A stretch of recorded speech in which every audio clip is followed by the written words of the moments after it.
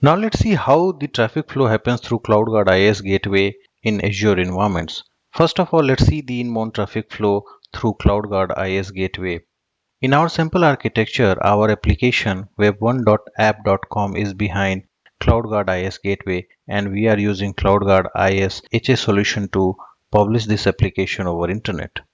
So when some internet user will try to access web1.app.com, traffic will be redirected to Azure External Load Balancer public IP address in CloudGuard IaaS solution by public DNS service.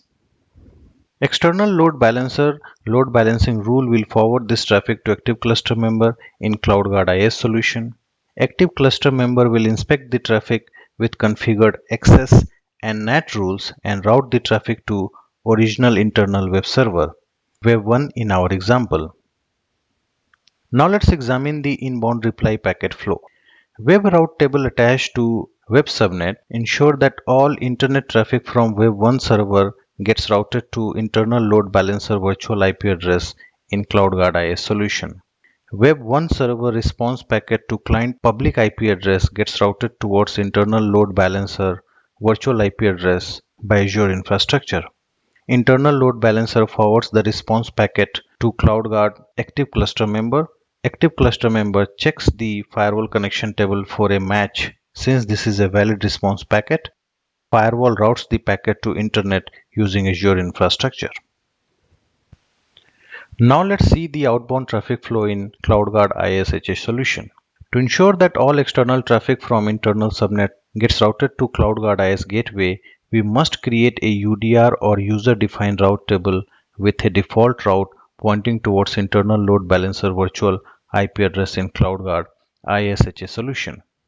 In our simple architecture, we have created two UDRs, one for web subnet and one for DB subnet.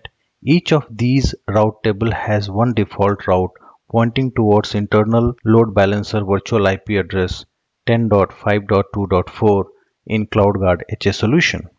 This route table ensures that all external traffic from these subnets gets routed towards internal load balancer virtual IP address, which will then forward it to active cluster member. So when Web1 server try to access any internet address like google.com, packet from Web1 server destined for google.com gets routed towards internal load balancer virtual IP address by Azure infrastructure. Internal load balancer forwards the traffic to active cluster member. Active cluster member processes the packet as per configured policy, and if it is allowed, packet gets routed to internet.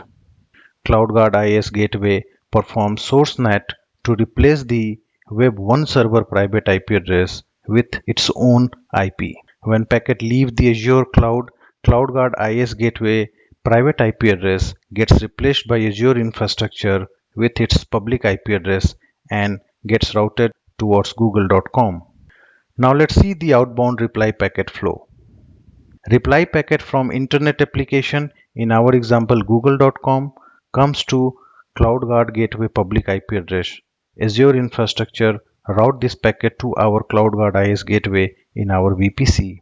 CloudGuard gateway check the connection and NAT table for connection details and forward the packet to actual client in our VPC, in our example Web1 server. Now let's examine how CloudGuard IaaS gateway handle east-west traffic flow in Azure VPC. To control the east-west traffic communication through CloudGuard gateway, you must have to create UDR or user-defined route table for each subnet with a specific routes.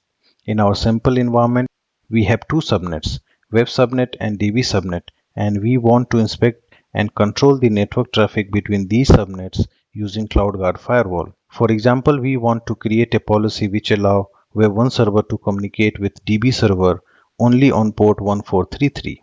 To ensure that traffic destined to DB subnet from web subnet gets routed to CloudGuard firewall, we have created a specific routes in web subnet route table, which points DB subnet towards internal load balancer virtual IP address in CloudGuard solution.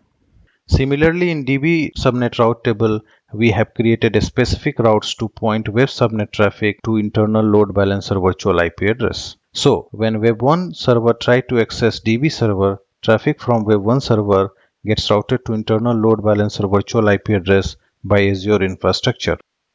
Internal load balancer forward this traffic to active cluster member. Active cluster member process the traffic, and if it is allowed by policy, it's get routed to DB server in DB subnet. Now let's see the reply packet flow from DB server to Web1 server. Reply packet from DB server gets routed to internal load balancer virtual IP address by Azure infrastructure. Because DB subnet route table has a specific route for web subnet points to internal LB virtual IP address. Internal load balancer forward the reply packet to active cluster member. Active cluster member checks its connection table for a match.